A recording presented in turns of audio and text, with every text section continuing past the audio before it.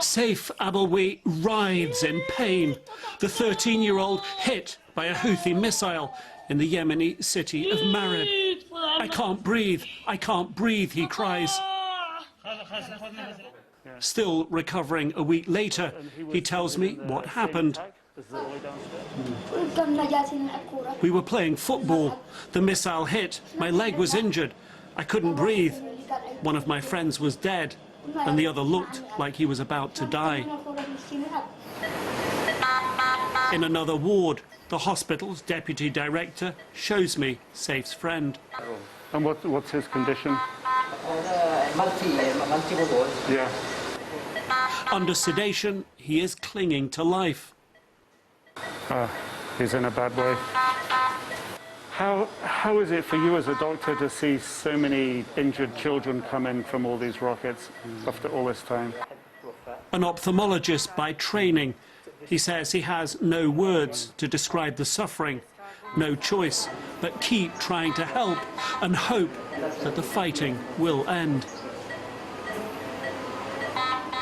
The Houthis are trying to come towards Marib both ways. They're trying to push this way towards Marib. But, as Yemen's defence minister shows me, Marib's situation is getting worse. Long a target of the Houthis, they've stepped up attacks from 3 directions. He blames President Biden for an escalation that brought the Houthis to within 10 kilometres of the city, and will blame him if the city falls. The American administration holds a big responsibility for this crime. They removed the Houthis from the terrorism list, but there is no greater terrorist than the Houthis. They should support us, and we expect that they will, because our fight is righteous and because we are fighting for democracy. Once a fabled desert oasis, Marib is now wartime sanctuary to more than 2 million people, gateway to much of Yemen's gas and oil wealth, and is the internationally recognized government's last major stronghold in northern Yemen. Marib is too important for the government to lose. It's vital leverage in any future peace talks. What happens here now is pivotal to the future of the country.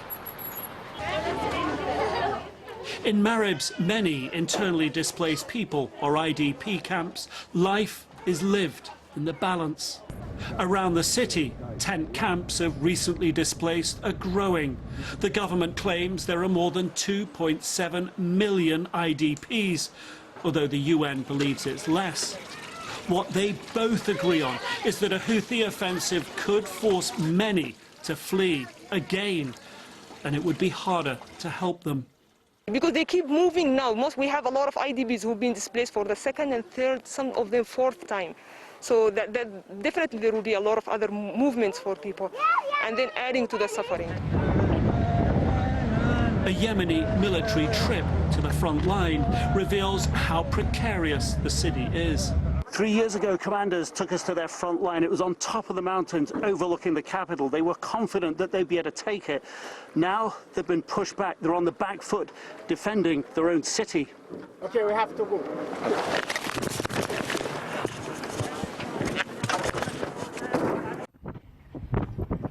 We're pulling back from the front line. The commander felt it was just getting too dangerous. That exchange of gunfire was heating up, and it wasn't quite clear to him how it was going to play out. We stop near a ramshackle gun emplacement. Military hardware here is old, scattered and scarce. Nothing here that couldn't be overrun in a hurry. They're relying on Saudi coalition airstrikes to hold the Houthis back, and feel weakened by Biden's decision to end American military support for it. America's decision hurt us, and we hope that the American administration will go back on their decision.